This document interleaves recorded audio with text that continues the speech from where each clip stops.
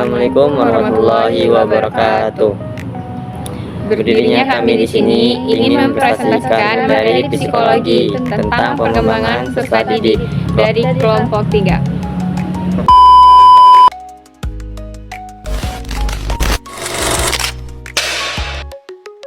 Baik, saya akan menyampaikan materi yang pertama dari makalah kami yang berjudul Perkembangan Peserta Didik. Materi pertama yaitu konsep dasar perkembangan. Apa sih konsep dasar perkembangan? Konsep dasar perkembangan yaitu setiap organisme, baik manusia ataupun hewan, pasti mengalami perkembangan dalam hidupnya. Perkembangan ini meliputi seluruh bagian dengan keadaan yang dimiliki oleh organisme tersebut, baik yang bersifat konkret maupun abstrak. Para pakar di bidang psikologi dan ilmu pendidikan sampai kini tidak memiliki kesatuan pandangan yang memberikan definisi atau pengertian mengenai pertumbuhan dan perkembangan. Ada yang bertanggapan sama, ada pula yang menyatakan berbeda. Selanjutnya yaitu proses perkembangan peserta didik. Proses perkembangan peserta didik, siswa atau pelajar, merupakan aspek fundamental dalam pendidikan yang melibatkan perubahan fisik, kognitif, emosional, sosial, dan moral secara bertahap sepanjang masa anak-anak hingga remaja. Contohnya, seorang anak bernama Andi yang berusia 7 tahun, awalnya pemalu dan belum mampu membaca dengan lancar. Dalam perjalanan pendidikannya, selama bertahun-tahun, terjadi beberapa perubahan berikut. Yang pertama yaitu perubahan fisik. Andi tumbuh lebih tinggi, motorik halusnya membaik sehingga kini bisa menulis dengan rapi dan bermain alat musik seperti pionika. Yang kedua, perkembangan kognitif. Ia mulai mampu berpikir logis dan memahami konsep matematika dasar seperti penjumlahan, pengurangan, dan mulai bisa menganalisis cerita dalam buku bacaan. Ketiga, perkembangan emosional. Andi mulai mampu mengelola emosinya, misalnya tidak lagi mudah menangis saat mengalami kesulitan dan mulai bisa mengekspresikan perasaan secara verbal. Yang keempat, yaitu perkembangan sosial. Ia mulai bisa bekerja sama dalam kelompok, memiliki banyak teman, dan bisa menyelesaikan konflik kecil tanpa bantuan guru. Yang terakhir atau yang kelima, perkembangan moral. Andi mulai memahami nilai-nilai seperti kejujuran dan tanggung jawab. Misalnya, ia mengakui jika lupa mengerjakan PR dan berjanji memperbaikinya. Jadi, dari contoh di atas, ini menunjukkan bagaimana perkembangan peserta didik terjadi secara bertahap dan menyeluruh. Tidak hanya pada satu aspek saja, tetapi juga mencakup aspek fisik, intelektual, emosional, sosial, dan moral.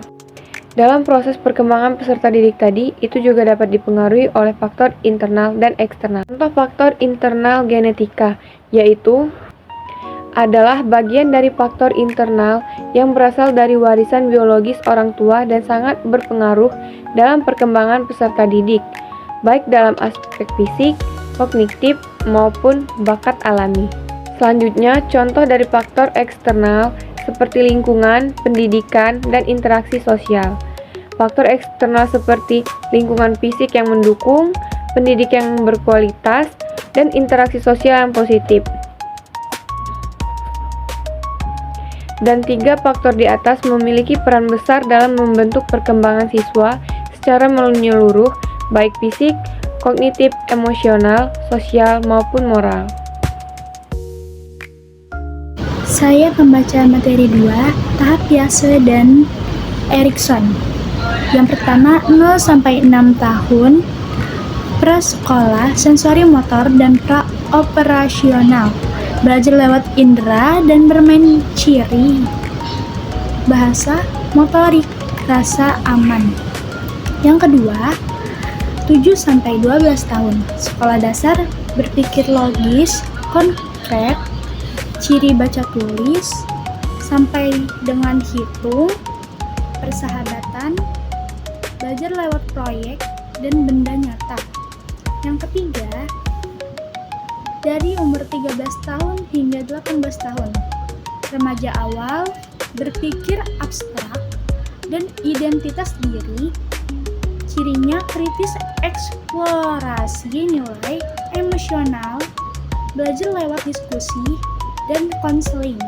Selanjutnya, faktor yang berasal dari luar individu, sebagaimana telah dijelaskan bahwa perkembangan itu didorong dari dalam dan dorongan itu dapat melaju atau terhambat oleh faktor-faktor yang berada di luar dirinya. Yaitu yang pertama, A. Makanan. Makanan merupakan salah satu faktor yang mempengaruhi perkembangan individu. B. Iklim atau keadaan cuaca. Sifat-sifat iklim, alam, dan udara mempengaruhi pula sifat individu dan jiwa bangsa yang berada dalam iklim yang bersangkutan. Kemudian yang C, kebudayaan. Latar belakang budaya suatu bangsa sedikit banyak juga mempengaruhi perkembangan seseorang. Misalnya latar belakang budaya desa, keadaan jiwanya masih murni, masih yakin akan kebesaran kekuasaan Tuhan. Selanjutnya, yang D, kedudukan anak dalam lingkungan keluarga juga mempengaruhi perkembangannya. Bila anak itu merupakan anak tunggal, biasanya perhatian orang tua tercurah kepadanya. Berbeda dengan orang tua yang memiliki banyak anak, mereka akan memperhatikan semua anak-anaknya, begitupun sebaliknya. Ada faktor umum. Faktor-faktor umum maksudnya yaitu unsur-unsur yang dapat digolongkan ke dalam kedua pergolongan tersebut di atas, yaitu faktor dari dalam dan dari luar individu. D. Fase tugas perkembangan anak sekolah dasar.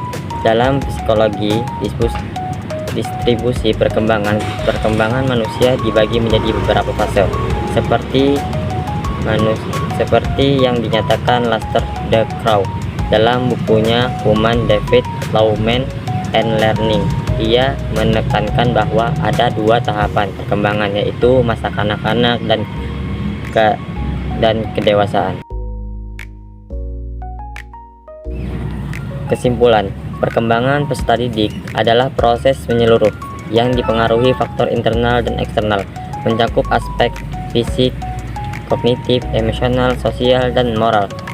Dalam pendidikan Indonesia diperlukan kurikulum adaptif, peran aktif guru, orang tua, dan pemerintah agar peserta didik tidak hanya berprestasi akademik, tetapi juga berkarakter empat dan inovatif sebagai bekal menghadapi tantangan masa depan. Cukup sekian dari kami, kurang lebihnya kami mohon maaf, kepada Allah kami mohon ampun. Billahi taufiq wal hidayah, waridho walinaya. Syukron, wassalamualaikum warahmatullahi wabarakatuh.